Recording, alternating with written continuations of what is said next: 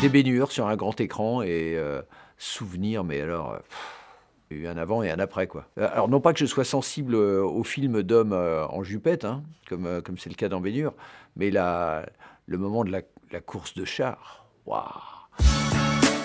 En cas de déprime, c'est, Singing in the Rain qui résiste à 2000 visionnages, hein. Il y a tellement de bulles dans le film, de moments, joyeux, bizarres, de numéros musicaux extraordinaires, et pas seulement le fameux numéro de Gene Kelly dans la rue. Non, non, très bien. Le premier film qui m'est traumatisé, c'était La Nuit des Morts Vivants de Georges Romero. Le premier en noir et blanc, avec, qui était très, très, très, très, très anxiogène. Parce que je ne sais plus quel âge j'avais, mais je n'étais pas vieux, et c'était tellement plausible. C'était tellement tourné comme un doc. Longtemps, j'ai eu les jetons en repensant à La Nuit des Morts Vivants. Et j'évitais d'approcher trop des cimetières. La vie est belle.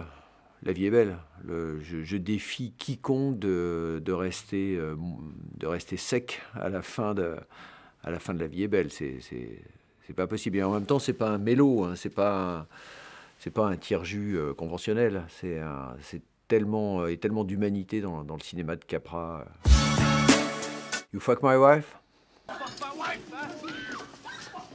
Je me suis retrouvé un soir dans une soirée à discuter avec un copain, et l'autre copain, c'était De Niro. Et j'ai mis 5 minutes à comprendre que j'étais en train de parler avec De Niro. Bon, l'autre, c'était Harvey Keitel, donc j'aurais pu me douter. Mais il était méconnaissable.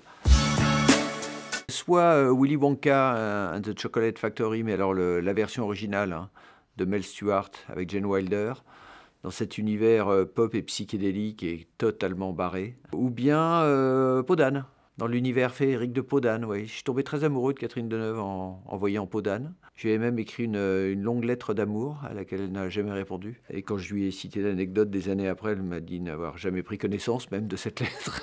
Mon courrier de fan ne lui était pas parvenu, à mon grand dam.